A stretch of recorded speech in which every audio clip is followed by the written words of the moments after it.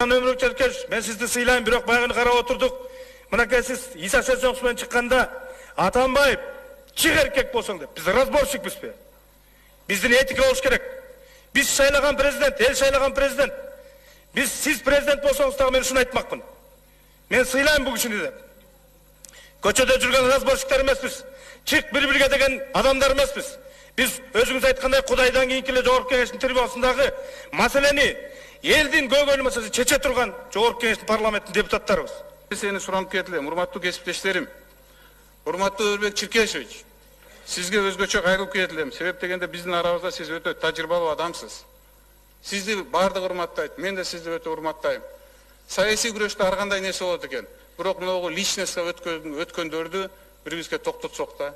Себеп дегенде биз да мынакей үлгү болуп атабыз. Биз элден шайланып келдик. Депутат болуп келдик.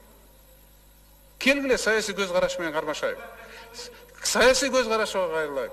Сиз жанагы Өрбек Чиркешевич, сиз жанагы айтканыңыздычы, мэр боюнча, Оштун мэри боюнча мен сизди толук колдойм. Ал жөнүндө. Мен ал жөнүндө да айтайын деп тургам, аны сиз алдын айтып койдуңуз, аны мен толук колдойм. 6-нчы микрофон. Урматтуу Өмүрбек Токтогулович, Кожобек илимде чыгып кеттиктер. Президенттин ар намыс аберин колдоп атып коргоп атышпайбы? Ошон Атамбаевге айтып койбойсуңарбы? Бүткүл дүйнөгө уят болду. Ар бир посолго барып сурасаңар да айтат уят болду деп. Айылга барып сурасаң да уят болот дейт. Ошол жерден туруп алып эмне деген сөздөрдү айтып атат. Урматтуу Өмүрбек Токтогулович, мандатты колуңа берип, премьер-министр биринчи вице кылган Роза Исаковна эле. Ошол жерде ошол аял эжебизди, Орто Азиядан чыккан чыгаан лидерибизди коргоп атканда коргоп койгонго жарабадың го. Эми ушул жерден мораль айтып, бирөөгө акыл үйрөткөндөн мурун ошого татыктуу болуш керек.